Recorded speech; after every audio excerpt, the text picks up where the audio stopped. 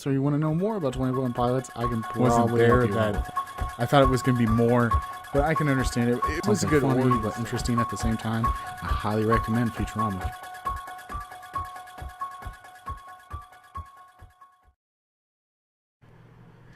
Hey everyone, welcome to a new episode of Classy Nerd Talk. Today I have a special, very special guest. He is a writer for 1428 Elm. His name is Jeremy Dick, and he's a guy I work with. So, welcome, Jeremy. Hey, thanks. It's good to be here. Yeah. Isn't that what you're supposed to say when you come on these things? Yeah, exactly. That's exactly it. Hey, look, I'm here. I'm here to Yeah. have my opinion, like Donald Trump. But okay, so a lot of people know more about me. We like to get to know you a little bit more. Kind of pick at your brain a little bit. So my first question I got is, what got you interested in like horror films? Scary films at all? Like what made you want to be like Yeah. that person that's like obsessed with this? Well, it actually came at a very early age. I got into horror probably at a much earlier age than I should have, probably around 5 or 6. Somehow, I can't remember the very first horror movie I watched, but I remember the first horror VHS I happened to get a hold of, which was A Nightmare on Elm Street 2, Freddy's Revenge. I don't know how this VHS tape came to be in my possession, but somehow I got a hold of it. And for some reason, I quickly grew addicted to the feeling of being scared. I loved Freddy Krueger. I loved that he terrified me. And from there, I started to seek out other Nightmare on Elm Street films and branching out from that into obviously Jason Voorhees, Friday the 13th. So I guess the addiction came very early from just being frightened by Freddy Krueger at such a young age and getting addicted to that feeling of being scared, which obviously morphed into a love for the genre that would only intensify, I guess, over the years. Oh, okay, that's pretty interesting. So Freddy was your first scare, right? Freddy was my first horror movie villain. Oh, well, Yeah, see, he's still my favorite too. oh, that's great. See, mine is actually Chucky. Chucky was the Yeah, first horror film. I'll never forget it. Was my cousin? She was a total just wanted to scare the crap out of me. And I'm about like 4 years old at this time. And a 4-year-old that sees like a doll like coming at you kind of scares the shit out of you. yeah. Oh So yeah. like she locked me That up in first her movie room. was pretty scary. Oh yeah. Well, now when you look at it back, you're just like, okay, I don't know what I was scared about, kind of, but times are different, and But the thing was she locked me up in the room, and I was terrified. I was terrified of Chucky until I was about 13 years of age, and Wow, you were locked in a room and forced to watch Chucky as a yeah, child. yeah, it was terrible. It was like the worst experience ever. And then every other film that I ever watched, like really scary films, like in the 90s and 2000s, it really didn't get to me. People were scared of Candyman. I thought it was a good movie, but it wasn't scary. But every time they Right. popped that Chucky DVD in or that tape, man, I'd freak. But then when I turned 13, I was like, you know what? I got to get over this. I have to get over this. And so I popped it in, I watched it by myself, and I realized that, it wasn't that bad. It's actually pretty good. I actually I find it quite hilarious some parts. Yeah. So, Those first two movies I'm a pretty big fan of. I yeah, think the first two are both pretty great, yeah, the in my first two opinion. movies are really good. Like, really, it was a decent film. But, the other ones, they're kind of just that cheese factor, and Well, if someone were locked in a room with, say, like a seed of Chucky, would it have had the same effect? I don't think so. Probably not. I'd probably be But laughing the that whole first time. movie for sure. Yeah, the first movie for sure, and probably the second movie. Those are like the best of the child plays, in my opinion. Yeah. All Yeah, right, to this day that holds up. so my next one is, oh, let's see. Well, you already said your first scary movie was Nightmare. So what is your favorite one out of all of them? Like, was it Nightmare on Elm Street 2? Um, it's I mean, I have a nostalgia for that one because it was the first one I saw. But I mean, it would be hard for me to say that that's the best movie in the franchise. The original Nightmare on Elm Street is obviously fantastic. And part three is actually fantastic as well. It can be very hard to choose one particular favorite because any given day my answer might change based on what I'm in the mood for. It's easier for me to, I guess, choose a favorite as a whole, and probably Freddy Krueger in the Nightmare on Elm Street movies. Okay. Probably edge out the top of the list with Jason Voorhees and Friday the 13th coming close behind.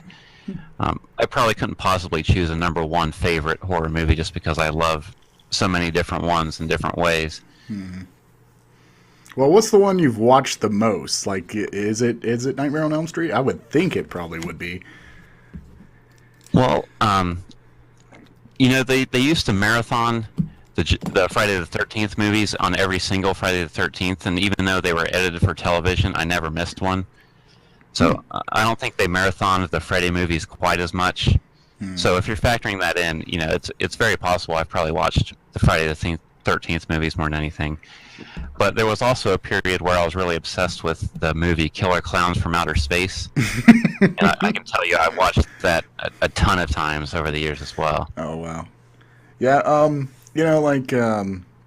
my first experience actually with horror was actually my grandma. My grandma is like that person, when the first time I ever met my grandma that I remember, she was that person that would sit down, have like this beige looking couch, wooden coffee table, and she'd be smoking her cigarettes and drinking her Miller Lite, so she's like, oh, okay. But she loved horror films. She loved them. She just went crazy. She'd go and watch HBO. She loved Tales from the Crypt. She'd watch like all these horror films from like Showtime and HBO. And I'll never forget my first movie with her was a movie called Unholy. It was made in the 1980s. And I don't remember most of it. I haven't watched it again, but I remember being terrified of that movie. It was about a priest that I think demon possession or something, and at the end he has like a fight with a couple demons. It's pretty messed up. So if you haven't watched it, I highly recommend that too. Yeah, I haven't watched that. You should revisit that one yourself as well. Yeah, because it's one of the first ones I remember. I think the second one I watched with her was Hellraiser 1. Yeah. Hellraiser's up there too. I really like Pinhead and everything like that. But overall, I think my favorite scary movie, I would have to put The Shining up there. Because, I like the feel of Shining. I like Jack Nicholson. Because Jack Nicholson staring out in space, just looking creepy to me, is really scary. I can picture that in my head. You never forget that. Yeah. That shot. And since we're both Simpsons fans, when they did a Treehouse of Horror episode about it, that was pretty funny. Yeah. You know what? That might be my favorite Treehouse of Horror. Oh, that really? was so well done. Yeah, I would think so too. Because, I just like, I like, oh wow, Willie. Yeah, Willie. He was like, shh, boy, it's the shitting, not the shining. Where all three stories. Willie showed up in all three stories to get killed. Yeah, he was always murdered. It worked the best for The Shining. Yeah. Well, that's like what really happened. See, most of the people, when you ever introduce them to The Simpsons, I always show them the Treehouse of Horrors, actually, because they're really good stories. They don't have to rely on just keeping the character alive. They can kind of do their craziness. But past that, okay. Yeah. So let's talk about last year. We had some decent films supposedly in the scary genre. What do you think was your best films of last year? So it was a hit or miss overall, but there were some quality. There were definitely some quality movies that came out. One that comes to mind right away is Don't Breathe, thriller, which I pretty much really enjoyed watching. Lights Out, based on the YouTube horror short, was pretty awesome. The Conjuring 2 was a lot better than the first Conjuring, in my opinion. Let's see, and the Purge election year is not something I would call a classic worthy of an Oscar or anything, but it was entertaining to watch. It was pretty funny. And The Boy, I don't know if you've seen The Boy, with Lauren Cohan from The Walking Dead. That was a surprisingly very good as well. Is that the one with the doll? I think it's the doll, and they're like not supposed to cover his face or something like that. It's like these grieving parents hire a nanny, played by Lauren Cohan, to come watch their son, and when she gets there, she realizes that it's just this doll, because their son had apparently died in some sort of accident years prior. So to cope with it, they just take care of this doll, and she doesn't really know what to do, and then weird things basically start happening. So it kind of messes with your mind, because even you're trying to figure out whether is this doll actually alive, or is it all in her head? Yeah. Kind of makes you think, but it was pretty interesting. So, yeah, because I was looking at that. Also, the movie Hush. Have you watched Hush at all?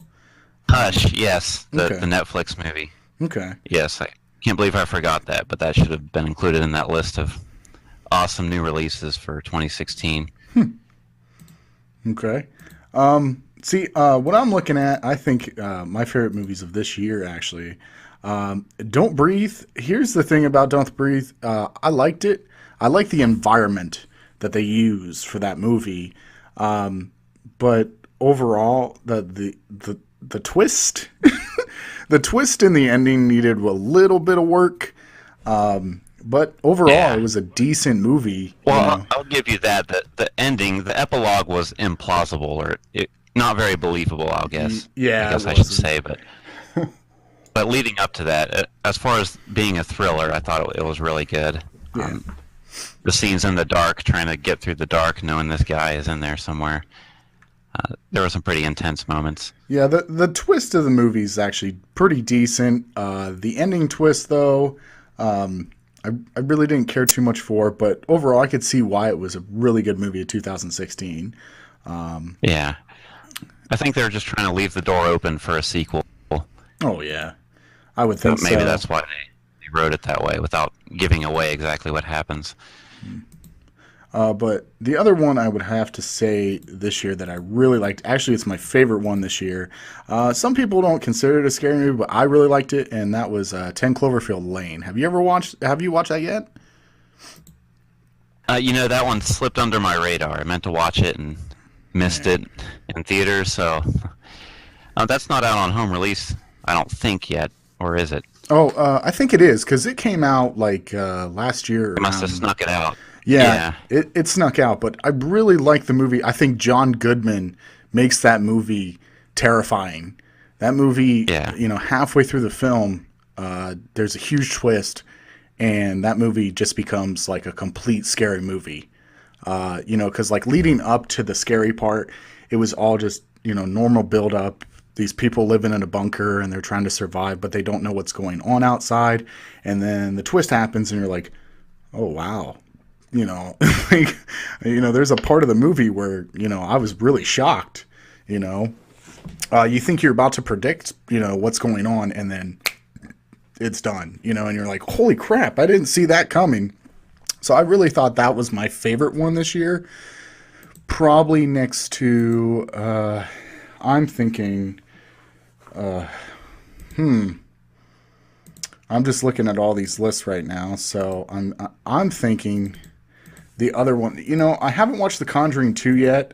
Since you just recommended it, I might have to watch it, because if you're recommending that it was better than the first one, because I wasn't a huge fan of the first one at all.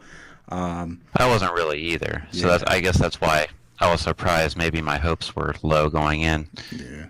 Yeah. But yeah, Don't Breathe probably is up there. Lights Out was really good. I watched Lights Out at a drive-in after I watched Pete's Dragon, which is, it was kind of like a contrast. Yeah, it was a weird combo, And they even had Suicide Squad showing too. So I was like, oh, well, why didn't they show that with Lights Out?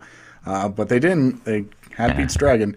So it was like happy, and then my girlfriend fell asleep, and then I watched that. So it worked out. So what do you think is the most disappointing movie of 2016 wise? Well, I guess for me to pick the most disappointing, I'd probably go with Blair Witch, which was obviously the reboot of the Blair Witch Project. Title, because I guess they didn't want anyone to know they were doing a new Blair Witch movie until shortly before it was released, and they're like, surprise, new Blair Witch. So there was a lot of hype going into this thing. But I watched it, and I know not everyone loves the original movie, but I didn't think it was that bad. At least it was an original concept. So maybe that's why I went to see the new one.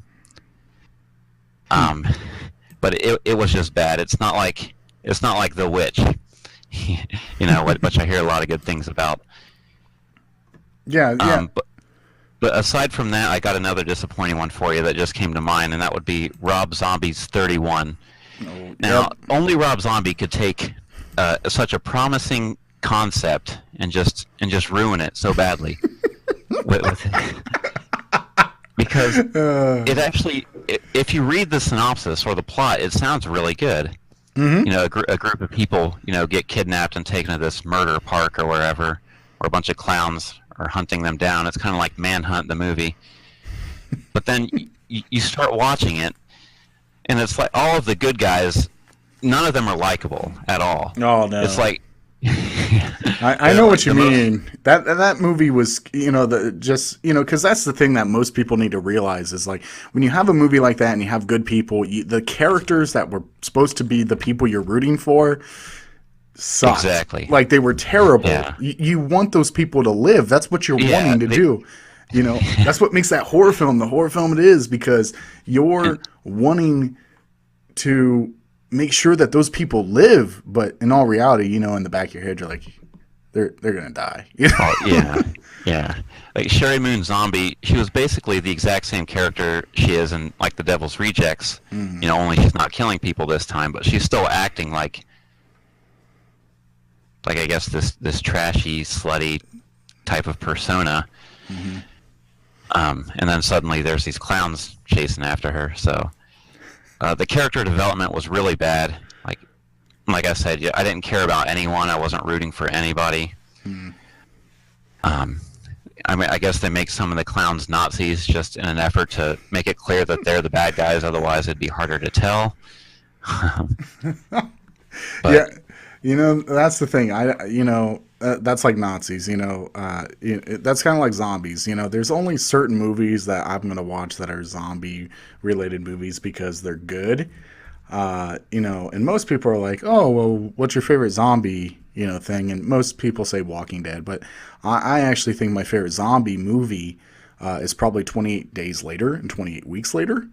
I think those movies were really well filmed. I remember going in the theater watching that film, and I had like a huge bowl of popcorn, and I'm walking back, and I sat down right next to this girl that I was trying to get with at that time, and we're watching it, and the part where he's holding the candle at the beginning, and out of nowhere the zombie breaks through the glass of the skyline, and I threw that popcorn. I'm literally not joking. I threw that popcorn like probably 2 aisles up because I was just terrified. That's fun.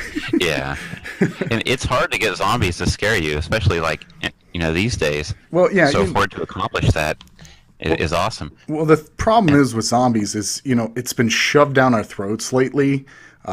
So much that people are just getting old of it. It's kind of like a lot of during the early 2000s, we were getting so many scary movies that they became just bland scary movies. They weren't really worth the writing. There were some good ones that came out. They were shining gems, but then there was ones that you're like, that was just a waste to complete money. Yeah. Well, I saw the remake of the original Night of the Living Dead, the one they made in, I believe, the early 90s. Mm-hmm. That was done in color. I saw that before I saw any of the actual George Romero movies. But maybe it's because I hadn't seen those other ones yet, but I really liked it at the time, and that's what started my interest in zombie movies. So over the years, I obviously started to seek the other ones out. I loved Resident Evil, the video game, when that first came out, because for such a long time, zombies were kind of like this underground subgenre of horror. There weren't really many popular zombie movies, and only big horror movie fans were really into them. It wasn't until after the Dawn of the Dead remake in the early 2000s was successful that they started to slip into the mainstream. And obviously, a few years later, 28 Days Later came out, which was very, very critically acclaimed. And that even that movie helped inspire The Walking Dead. Obviously, since both those stories start the same way, with someone awaking from a coma to find themselves trapped in a zombie apocalypse. And obviously, once The Walking Dead blew up, then zombies blew up. I guess, it's kind of nice in some ways to see zombies finally getting their time in the spotlight, since, for so many years they never really had that, even though there was some good stuff there. But the problem with making them more popular is that, there's tons and tons and tons of zombie movies now. Yep. I hate to say it, but it seems like 90% of them suck, which is sad. But yeah, and that's the thing is, it just there's got to be a break. You got to take the scariness factor out of it again and bring it back later on in life, because the thing is like when you get overbearingly with a movie that they just keep repeating, it's kind of like the Saw franchise, in my opinion. The Saw movies, the first 3 movies were decent Saw films. After that, I kind of just was like, wow, really? They're going to do another Saw film? And then I think I heard next year they're actually going to do another one. I think it's called Saw that's Legacy. coming this year. Oh my gosh. Yeah, I think it's due for October. Yeah, they've started filming, so it's a go. Yeah. And it's called Saw Legacy. There's no details yet on what the plot's going to be, whether it's going to be like a new sequel or some kind of reboot. Yeah. They're kind of keeping that all under wraps, but we do know that another movie is forthcoming. And I kind of agree with you, where the first few movies were very entertaining because at the time they were original. There was nothing else like them. But then they were making so much money, the studio's like, well, let's do one every year. I mean, it can be hard to come up with like such great stories year after year. You need time, and that's why the story started to get stale, because they're basically recycling the same story over and over. Yeah, and it just turned into gore. Just more of a gore film than it really was like the story behind it. Because the first 3 ones I like because you want to know why he's putting these people through these tests. But after that, they were just like, oh, well, it doesn't have to make sense. And I was like, ugh. Well, yeah. Well, Jigsaw, that original guy, before he died, he had a motive. Yeah. There was a reason for him. And then the storyline became I don't know who it was, some FBI agent or some guy turned evil and became the new killer. And then after that, it was, like you said, there was no reason for anything. It was just a gore fest. It was just about doing the most gruesome kills they could. Which, I mean, that's okay sometimes if there's a good story to go with it. But when it's just gore porn, it's just like, you're starting to lose my interest. Well, that's that why last movie was particularly horrible. Saw the final chapter was very bad.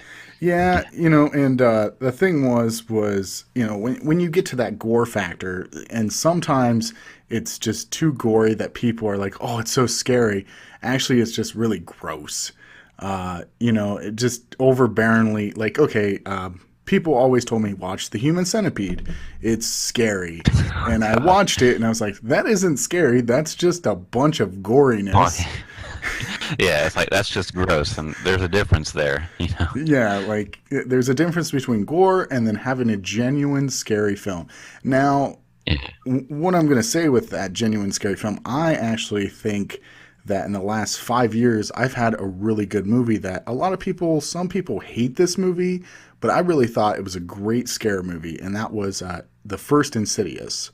I thought the first Insidious was a really, really well done film, just because they use the environmental scare of music and little, like, that like high pitch at a certain time, and it scares people. It was the first movie ever that ever had goosebumps. Usually I have like jump scares. I'm like, oh crap, but this one genuinely gave me chills. So I really liked Insidious. But now, just like any other scare movie, when it's made so much money, they're like, here, let's make like 4 more of these. and it just ruins the story for me, because I Yeah, watched the second one and I was like, oh my gosh, this is a load of crap. That's why I didn't even watch The Conjuring 2, because I was like, oh my gosh, I hope this is not, like, I'm not going to put myself through this. But, that's why we have these discussions and talk, because now I'm going to probably watch The Conjuring 2 because you thought it was better than the first. So, we'll see. yeah, yeah. Judge for yourself, but Yeah. they're obviously making more, and there's spin-offs coming too. So Oh, yeah. get used to The Conjuring. It's going to be around for a while. I don't know if you heard about The Nun. They're doing a spin-off with that. Oh, my Well, if you gosh. haven't seen the movie, there's this evil nun ghost lady, and now she's getting her own movie. Wait, didn't they do Obviously, that? Didn't they do that Annabelle, already? Annabelle the killer doll, Oh, yeah. or whatever. Yeah. Well, They had that spin-off, and that spin-off is getting its own sequel. Oh, my gosh.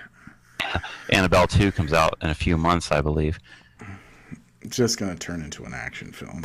That's what's going to happen. Okay, so moving on past that, so we can get past that. What movies are you actually looking forward to this coming year, actually?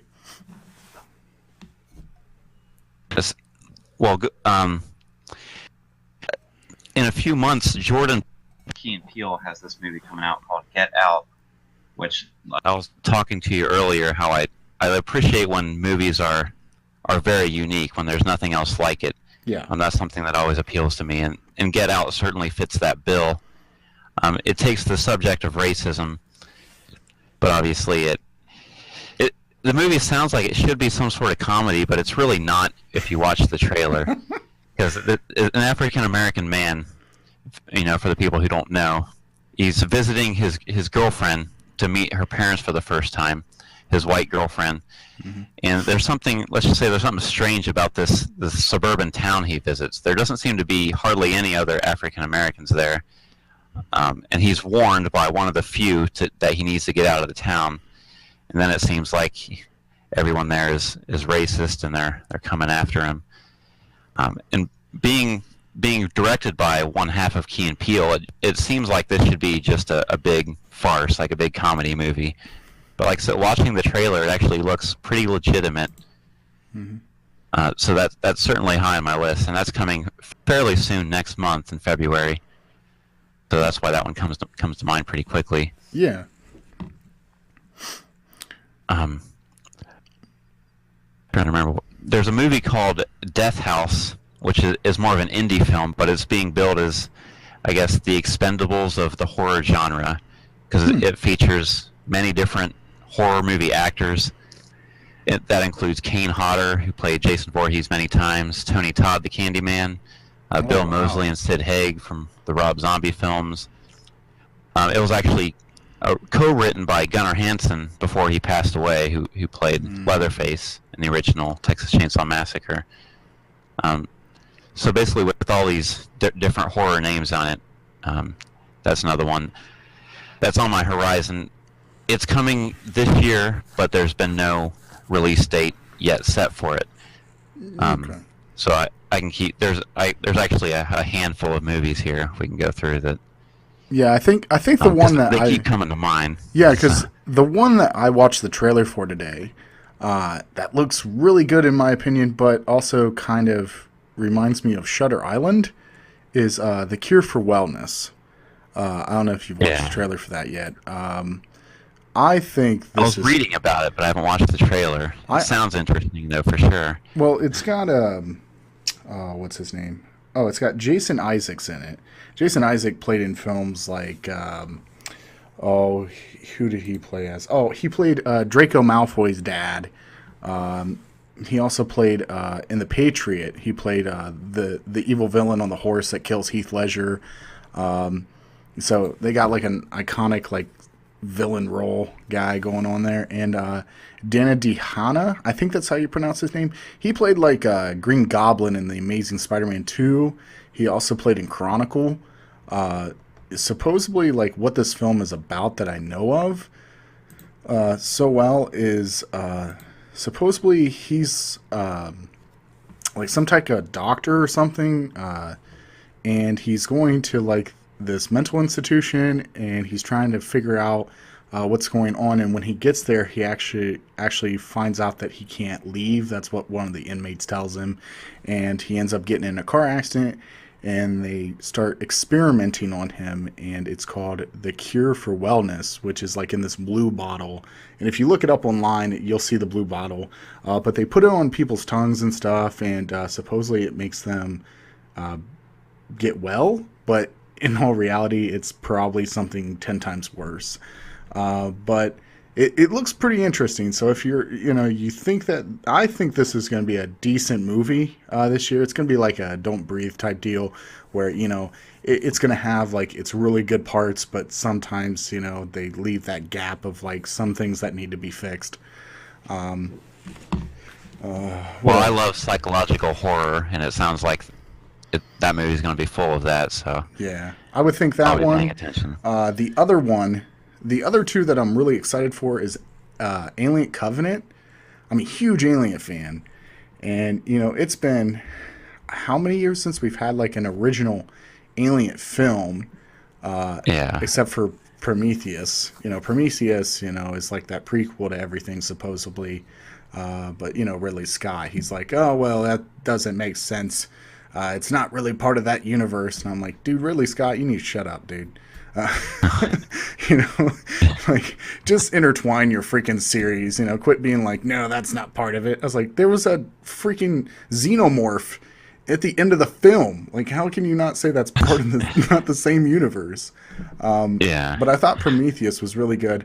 Alien Covenant, man, I did watch the trailer for that. It looks pretty frightening. Yeah, I like so Michael Fassbender is a really good actor in my opinion. I really like him, except for Assassin's Creed, because that was a joke. But, he was just probably getting paid a bunch of money for that. The cast is pretty well, what they got together so far. It looks pretty decent. I'm actually surprised about one cast member, and that's Danny McBride. I don't know. That's definitely a shocking one. Yeah, because I'm assuming they know what they're doing here. I hope we don't get dicks and fart jokes, like the whole time. Yeah. Well, I read an interview where he said he was just as surprised as anyone that they offered him the role, but oh wow! But apparently they saw something in him, even though it's serious, because he didn't know if they were trying to cast him to be the comic relief or whatever. But it seems to be a actually serious role. So I mean, I'm interested to see how he does with it. Well, yeah, maybe there's a side to him we just haven't seen yet. Well, and this might open up more doors for him, and become like a really good actor that can transition between that, because that's really hard as a comedian to like transition to like a serious film. So this might work for him, comedians have done that before, like Number 23 with Jim Carrey and there's just a couple comedians that have tried to do serious films, like Adam Sandler and Reign Over Me. They try to do serious films and they really don't, get too much hype with it. Like it's an all right film, but But seems like most of the time it doesn't work, but sometimes it does. Yep, exactly. There are pleasant surprises, so I'm willing to give him a chance. I did definitely want to see the movie. Yeah. And it's an alien film. It's kind of like Star Wars in that way, where like you could just post it and be like, "This is Alien." We don't even have the alien in it, but I'm still gonna go watch that thing. I think another one that I'm really excited about because, oh man, I've been a huge fan of it ever since I was a kid. Like I'm a huge Stephen King fan. Huge Stephen King. Yeah, I know what you're. Yeah, I know what you're getting to here. Yeah, the Dark Tower series. Well, I guess there's that too. Yeah. See, like I'm a huge Stephen King fan, so I like the Dark Tower series. There are two big Stephen King releases coming this year. Oh, really? But first, obviously, the Dark Tower is coming first, which that was originally going to be here next month in February, but it got pushed back to the summer. Well, but everything I've heard about it sounds pretty good. I like the casting a lot. I think Idris Elba is a great choice, and Matthew McConaughey is another great choice for the Man in Black. Well, I think Matthew McConaughey really redeemed himself when he did True Detective, because once after he did that role, he put himself back on the map, dude. Like, I didn't like that actor because he was one-dimensional person. But when he did True Detective, I was like, you're back on the map, dude. I totally think you're a good actor now. You know?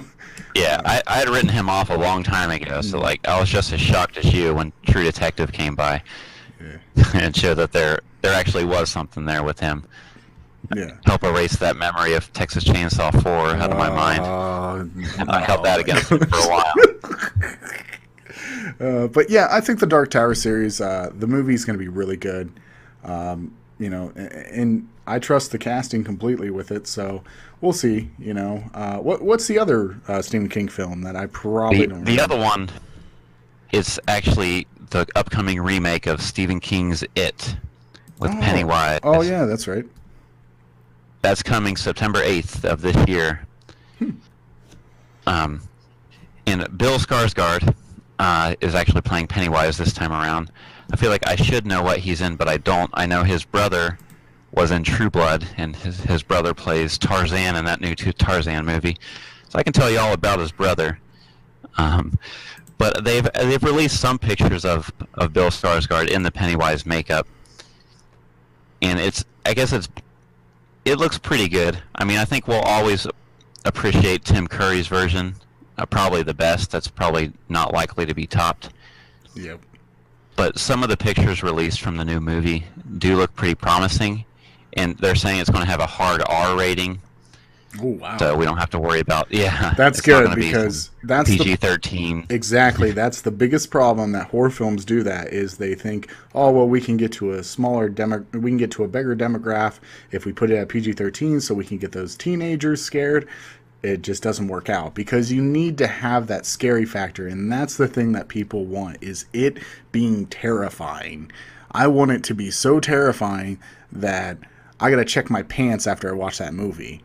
You know, and that's what we need. But the thing is I totally agree with you on that. I don't think it's going to be as good as Tim Curry, but you know, I'm not going into it being like, oh, it's got to be better than this. I'm just going to go into it be like, exactly. I'm going to see what happens here. You know, because the thing is that's what people do, is they think something is, you know, got to be a certain way because that person is the guy that brought that character together, and it ruins that film because people look at it that way. You know, in all reality, you know, let's look at Nightmare on Elm Street. You know, people were really, really fed up that England didn't play Freddy last time, and they got, you know, Jackie O'Haley to do it. Right. But that movie just the movie together, the whole story wasn't great, but I think he did good as Freddy. But I've been saying for a while that the only good part about that movie, period, was his casting. Yep. Because I thought for playing Freddy, even though I didn't like the makeup per se, I thought the acting was pretty good. I thought Jackie Earle Haley is a good actor, and I thought he did good with what he was given. Yeah. It's just like putting a diamond in a pile of shit, though, because everything else about the movie is so terrible that that, I mean, I couldn't stomach watching it again. No matter how well of a job he might have done. Well, you know, and the thing is like, you know, within time we have to change those characters because, and some things you should just not touch. You know, people are excited to watch new films about that, but sometimes you have to give the fans what they really want, and you got to give it to them well, you know. And at that time, the two movies that did come out was Nightmare on Elm Street, and then we had Jason, Friday the 13th, and both of those were mediocre movies. Like, they weren't great. Like, we expected, you know, a high point, but we got a low point, you know, because those movies were just pushed to make money, and that's a problem with a lot of horror films lately. So. Well, it proves the name alone isn't enough to make it great. You know, exactly. You gotta have more there. The studios don't seem to understand that sometimes. Yep. So also what I'm seeing on this list too, that looks pretty, you know, I'm pretty excited for, Jeepers Creepers 3. Oh, yeah. You know, I don't know how it might turn out, but, you know, I'm pretty excited about it because, you know, I want to see if it's going to bring that breath of fresh air back to Jeepers Creepers because it's been, wow, how many years since the last one came out? It's been about, I'm thinking probably a good 10. I think that was around 2002 or something like that. Yeah. Definitely been a while. Wow. So I forgot that one was coming out this year. So. Yeah. There's actually a lot of old franchises returning this year. Yeah. Because obviously, you talked about Chucky earlier. There's the movie Cult of Chucky is supposed to be coming this fall, which is obviously the new Chucky film. And what's interesting about Child's Play is it's one of the very few remaining horror franchises that's been around forever that's still making sequels. Like, obviously, Jason and Freddy have been rebooted, and so is Leatherface and pretty much everybody. But Chucky he's still around no matter how bad some of those sequels might have gotten. I will say that the latest one, what I believe was Curse of Chucky, it was a step up from from Bride of Chucky and Seed of Chucky. No, Seed of Chucky. Because it was less ridiculous and more treated. Chucky was treated a lot more seriously. I think it works, even though this is a killer doll, and that might sound silly. The idea still works a lot better when they actually treat him as something that's scary, rather than this big joke. Yeah, see, I haven't watched the newest Chucky, so I'll probably look into that too. Figure out if that's really I don't expect too much. I believe it's on Netflix. Really? So Okay. if you're bored one night, you should look it up on there and check it out. I will totally do that, sir. I was expecting filth. I only watched it just because I've seen every movie in the series, and I feel like, I have to see every big name. Well, it's just comes one out. of those things that you want good from it. You really want good from it, but in all reality, I wanted to check out after Bride of Chucky, and then Seed of Chucky came, and I forced myself to watch that, which was even worse. Yep. So then when Curse of Chucky came along, I was just like, ugh, I don't know. But it was just on Netflix one night, and so expecting the worst, I turn it on, and it's very different in tone. It's much darker. It's almost going back to the roots. It's probably not going to terrify you as much as the original one might have. But I will say it's definitely a step in the right direction. We'll put it that way. No, that sounds good. So I'll probably look that up. Also, too, is actually I think it just came out. Speaking of, Go ahead. there was a Cult of Chucky teaser that just came out. It doesn't show any new footage because I believe they're just starting to film the movie, but it just confirms that the movie is coming. Well, So Child's Play fans should be excited about that. Oh yeah, they should be. But there are two other huge franchises coming back around the same time, so this should make for a pretty interesting fall. Obviously, Friday the 13th is returning this year. Jason Voorhees is coming back. He was actually originally going to come back this month because in January there's a Friday the 13th, but the production delays kind of forced Yeah. So the movie to be pushed back to the next Friday the 13th, which comes in October, which in some ways is perfect. around Halloween time. I don't know much about. Yeah. Obviously, with most of these movies that are coming so far away, the plot it's still pretty much under wraps, except for they're saying it'll feature his mother, Mrs. Voorhees, in the story somehow. So wow. she, of course, hasn't been seen since the original movie. Well, So somehow they're gonna. I think this is work going to her be. into the story.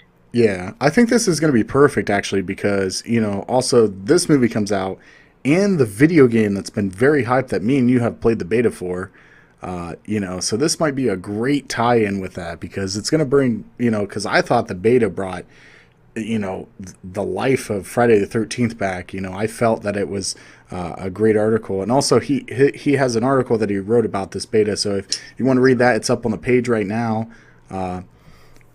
But Yeah. Oh, the game's awesome. Yeah. The game made me fall in love with Jason all over again. A feeling I haven't felt in years. Yeah, Years and years. It's something that's really hard to capture, but I think that game, the beta, if it stays exactly like the game, it's going to be fantastic. So, Yeah. Because that reboot that came out, I believe, in 2009 was less than impressive. Certainly, I don't think it was Nightmare on Elm Street level bad, but it was still pretty bad. I don't think they quite understood what it was that made the film great. Yeah, it was very Very mediocre. cliche. Yeah, mediocre is the Yeah. perfect word to use for Yeah, it. it just you wanted it to be that way, and it felt like Jason was there, the presence was, but the scare factor and the whole, him being this intimidating person just, kind of wasn't there. It just it kind of dragged its feet. It was like, here, this is Friday the 13th. This is a good movie, and then we Well, watch, yeah, it's like you're just going through the motions. you They know. just took what they knew about the movies and just put us through the motions without adding anything or doing anything unique with it. But But I tell you what else is coming. okay, go ahead. Supposed to be, it's supposed to be coming in Halloween, and that is actually Halloween. They are making another Halloween movie. I believe it's called Halloween Returns, and John Carpenter himself is actually returning to executive produce the movie. Oh wow, and that's help out great. and he was also going to help out as a creative consultant. So that's something that from a lot of the crappy films that in that series that came out later on, because John Carpenter was long gone from being involved. So with the man who made the original, coming back to be so involved, that makes me think like, well, maybe there could be something here to this, because I'm not a big fan of Rob Zombie's reboots, his first and second Halloween movies. And John Carpenter has recently gone on record to admit that he's not a fan of those as well. So I think I'm more on the same page with John Carpenter than I am with, say, Rob Zombie, because he basically explains how Rob Zombie took all the mystery out of Michael Myers, by diving too deep into that backstory and saying, oh, he's evil because he has an abusive, dysfunctional family and a bully picked on him at school. The reason why he was so scary in the original is because there was no reason for this stuff. He just snapped one day, and there's no reason for it, and it's puzzling to everybody. Well, that's what makes That's those correct. characters, is because it's a mystery. Look at Freddy. Freddy was a complete mystery. You've heard about what he did, but you've never seen it like played out until like the newest one. You saw most of it, and then Yeah, and that hurt the movie. yeah, and it really hurt the Diving movie. too much into that. And Halloween was the same way, because like the whole cliche of just, oh, he had a mean dad. I was like, really? That is so unoriginal. Well, yeah. The most cliche serial killer backstory ever. Yeah. No creativity went into that. Oh man. You know what? I would have liked that movie 10 times better if it was like, the reason why he went crazy is because someone stole his pencil in 3rd grade or some shit. That's a movie I'm willing to watch, but, make it. Yeah. There you go, John Carpenter. I got your background story there. But no, I also heard too that Leatherface might be coming. I heard about it, but I don't know too much about. I don't know if you knew about that. Yeah, there is. Yes, I can confirm. I don't know what date it's supposed to be released, but supposedly sometime this year as well. And it's simply called Leatherface, and it's actually supposed to be a prequel to this. The timeline of those movies is so messed up. It seems like every single movie in that franchise is another reboot. So I'm not sure if it's a prequel to the original '74 film, or the newer remake or what. But what I know about it is that it's a prequel where Leatherface is not Leatherface yet, and it's supposed to explain how that came to be. The plot, he's actually in like a mental institution, I believe, but he escapes with a couple other inmates, and they take one of the guards or a nurse or someone there hostage, and then a couple policemen are chasing them, and I guess that's the gist of the film. And something that I read about too is that you're not supposed to know right away which of the escaped mental people is Leatherface. Supposedly that's something that's going to be revealed in the film. So I guess you got a group of madmen, going on this spree. Oh yeah. You don't know which one's Leatherface, but apparently it explains that to you in the film. I get my guess is we're going to see him cut someone's face off and wear it for the first time. Well, and But and that's the thing with the what I loved about Texas Chainsaw Massacre is actually that film still scares the crap out of people to this day. How I know that and I can say that is because my girlfriend, she's a she just terrified of movies like this, period. And she and her friend never heard of this movie. And they went into Family Video and rented this movie. And I got a text message after they watched it. And they're like, have you ever watched Texas Chainsaw Massacre? I was like, yeah. Like, wait, the original, like, 70s version? And they're like, yeah. And I was like, oh, yeah, I love that movie. And she goes, I need you to come home. I can't sleep. She was up for like 4 days. Yeah. That is... I'm not surprised. Well, the concept of that movie is terrifying. Like someone, this family that's all crazy that they eat people, and he wears this dude's face and he goes around in a chainsaw. Like, that premise is like... I've already gone on record. I've declared that movie the scariest movie of all time. Well, I think that was the start of gore so many films. horror movies. Yeah, and to this day, I consider that movie to be the scariest movie ever. Because it just at times it feels more like you're watching like a documentary, as opposed to an actual film, because it's all so realistic and so gritty. Well, see, that's like why they don't insert all this crappy music or do things other horror films might do. You're just watching terror. It's kind of like the Blair Witch Project. How that became great was because of that. Because it felt like it was, like they found this footage, so people were terrified. And they believed, I think it was for a whole year, they believed that these people were real. Like this really happened.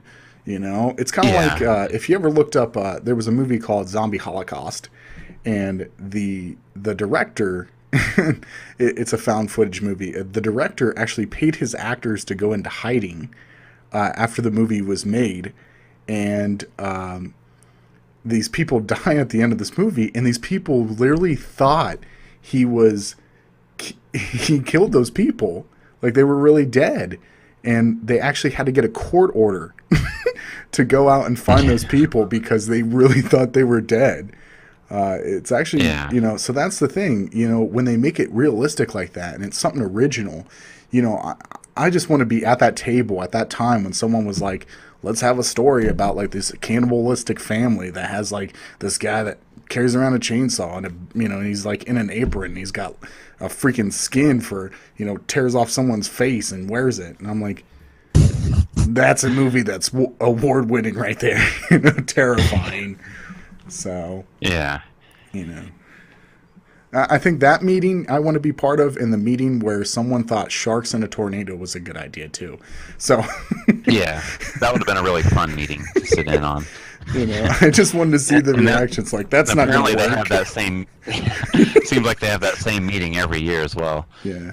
Also, what are they up to? 4 or 5 of those now? Yeah, I think. And then even Jared Fogle was in one. The guy that's in jail because we're not going to go into that. But the other 2 movies I'm seeing on this list actually is Rings.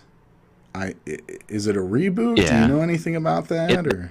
It's actually a sequel. It's the 3rd movie in the series because it takes place so many years after the events of The Ring 2. But it is set in the same universe, so it's a sequel as opposed to yet another reboot. Which I'm at the point now where I actually love to see sequels because we've been rebooted to death. Over. Oh yeah. Well, since the early 2000s, we've been rebooted with everything. A lot of it goes back to that original Texas Chainsaw Massacre reboot because it was actually pretty decent, surprisingly decent, I guess, especially compared to the movie before it, which was the Matthew McConaughey dud, But then they got the idea of like, oh, well, since they kind of like that one, let's reboot everything. No. It's like, okay, no, that's not what we're saying, but they started rebooting everything, and most of the time the results are disastrous. Well, that, and I see that there's another return, or this looks like a sequel, and it's the Amityville. Oh, yeah. That movie was originally supposed to come out like 3 years ago. It's been, they finished filming it years ago. But this director is such a perfectionist that, like, every time it's about to be released, he's like, oh, I better delay it again. Oh, my gosh. Duke Nukem syndrome. It was out already in early January, but it got pushed back again this time till June. So who really knows when if ever it will come out. Oh wow, I did not know that. That's some really good information. That, and I also see that they're going to make a World War Z 2. World War Z 2 is also on the horizon. Yeah. There's no official release date yet, but I can confirm it's coming. I believe Brad Pitt is returning. Yes, I think he is. I wasn't the biggest fan of the first movie. I love the book that it's based on. Mm-hmm. But, I mean, obviously the book, if you've watched the movie and read the book, you'll know that they pretty much have nothing in common other than that they're zombies. I think the movie should have been treated more like a pseudo-documentary or something closer in line to the book, where it just had a bunch of different stories from different points of view from around the world of this massive zombie apocalypse. The movie was it had a lot of the cliches and a lot of the things about zombies I don't like. I guess it was just a Hollywood mainstream take on zombies, and usually they can't seem to do that right. Yeah. Well, also but too, a lot of people did like it, so. Yeah, that's true. A lot of people did like another that one's film. coming. So yeah, we're getting a second one. So, but there's a couple movies on this list that I'd like to see that I'm probably going to skip this year. I think the 3 movies I'm probably going to skip is Insidious Chapter 4, Annabelle 2, and The Bye Bye Man. Because I saw the trailer for The Bye Bye Man actually last week when I was at work, and I was like, this looks generic as crap. You know, like, I think this looks like crap. There's no reason for this. But, you know, I mean, I like the idea behind it. I like the storyline, basically, just because it's original. I mean, obviously with 31, you know that a promising premise alone isn't enough to make a movie great. Yeah, it has to do a good job as well. It's got to be really, really well done. But I do like the idea of this killer who, you know, nobody knows about him, and once you do know about him, then it's too late. It's kind of an interesting idea. The name's kind of silly, The Bye Bye Man, but and it's PG-13 too, which is another problem when it comes to horror movies.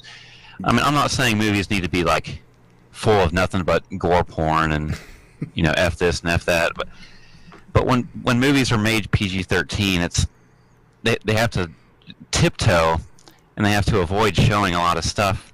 Well, there's no payoff. Like, the thing that you've been leading up to, and then it's like this crappy cut payoff that they do where it's like, oh, this guy's going to be folded in half, but then they just like show the killer, but they don't show what happens to the guy. So there's no payoff, and people are like, oh, that was a waste. So yeah, I totally understand with the whole PG-13 thing. You know, that's like, what if they try to do a PG-13 like Freddy or, you know, a Jason movie? I think they've done a PG-13 Jason movie.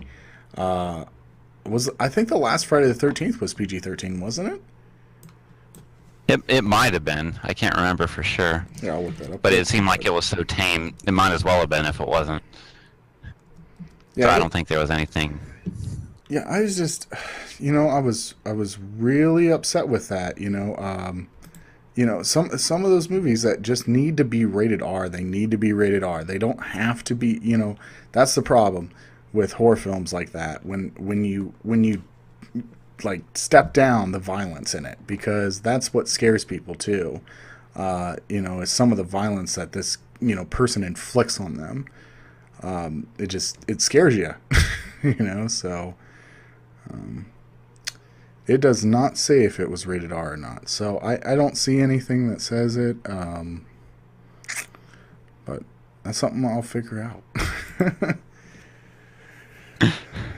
But yeah, when it comes to slasher movies or movies with boogeymen like who kill people like that, you pretty much want to stick with rated R because, like you were saying, cutting away for every single death scene kind of gets a little tiresome after a while. Yeah, you're like, I really want to see something. Come on, people.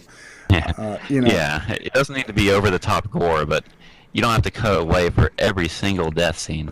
Well, see that, and that's another thing I have a problem with it right now, is because they think that since it was a good movie, they should make it a TV show, And some of the TV shows, I'm just like, yeah, these aren't really that great. You know, I tried to watch Scream, and I could not make it through it. I could not make it through the first 3 episodes, and I was like, I'm done here. You know, and the thing is like, they are, you know, especially in TV right now. You know, let's talk about TV for a minute. You know, they talked about bringing Tales from the Crypt back, and I was like, yeah, that's cool. That would be awesome. You know.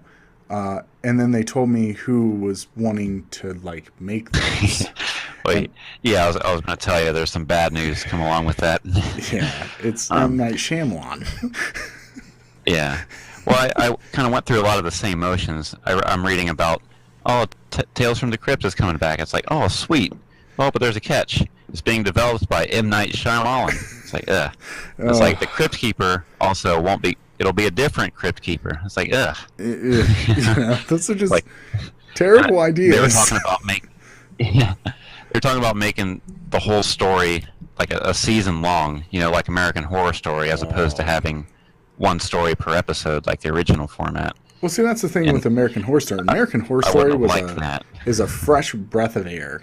You know, that's the thing that I like about it, because in all reality, TV horror has been so terrible. But American Horror Story actually brought it to life. You know, it actually became pretty decent, like as a scare factor. Also, too, is I think Ash vs. Evil Dead. It's not really a scare factor.